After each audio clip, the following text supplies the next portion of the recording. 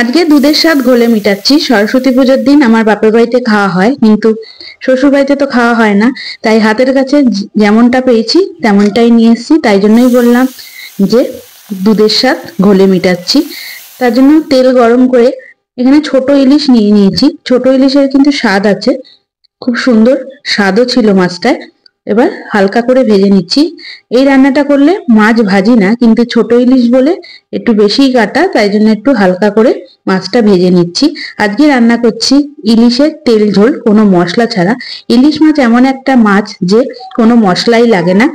এবার অর্ধেক মাছ ভেজে তুলে নিলাম মাথা সহ, আর বাদ বাকি মাছগুলো তেলের মধ্যে ভেজে তুলে নিলাম। ওই তেলের মধ্যে হাফ চামচ কালো জিরে ফোড়ন দিয়ে দিলাম, আর দিয়ে দিচ্ছি স্বাদ অনুযায়ী চেরা কাঁচা লঙ্কা। লঙ্কাটা দিয়ে কিছুক্ষণ ভাজার পর আগে থেকেই ছোট ছোট বেগুন বোটা সমেত কেটে রেখেছি, লবণ হলুদ মাখিয়ে নিয়েছি।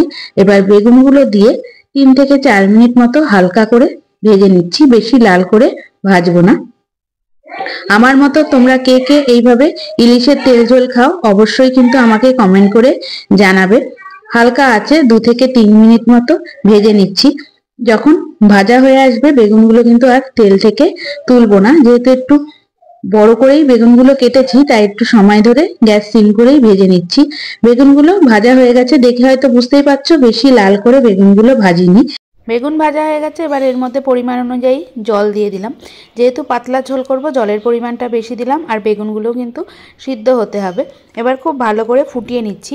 এর মধ্যে আমি স্বাদ অনুযায়ী লবণ আর 1 চামচ হলুদ গুঁড়ো দিয়েছিলাম। কোনো কারণে ভিডিওটা স্কিপ হয়ে গেছে, তাই জন্য রান্নায় তো লবণ লাগে, আর হলুদও 1 চামচ দিয়েছিলাম। বেশি হলুদ দিলে কিন্তু কাঁচা হলুদের গন্ধ আসবে। ঢাকনা দিয়ে ঢেকে 2 থেকে 3 মিনিট মতো রান্না করলাম।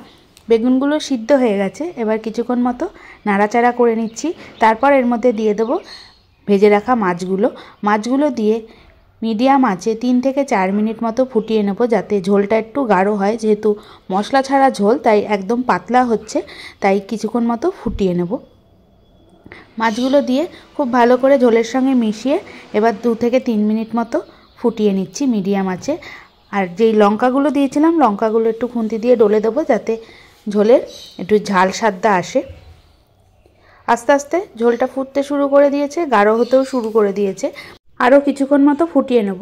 জানি তোমরা অনেকেই এইভাবে ইলিশ মাছের তেল ঝোল করো মশলা ছাড়া, আর যারা করো না অবশ্যই একবার এইভাবে রান্না করে দেখো, খেতে কিন্তু খুবই ভালো লাগে গরম ভাতের সঙ্গে।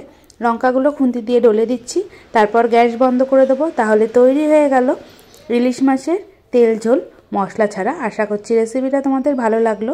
অবশ্যই কিন্তু এভাবে বাড়িতে রান্না করে খেও, আর যারা যারা রান্না করো তারা অবশ্যই আমাকে কমেন্ট করে জানিও। দেখা হবে অন্য কোনো নতুন রেসিপি নিয়ে। ততক্ষণ ভালো থাকো, সুস্থ থাকো, দেখতে থাকো আরও নতুন নতুন অনেক রান্না।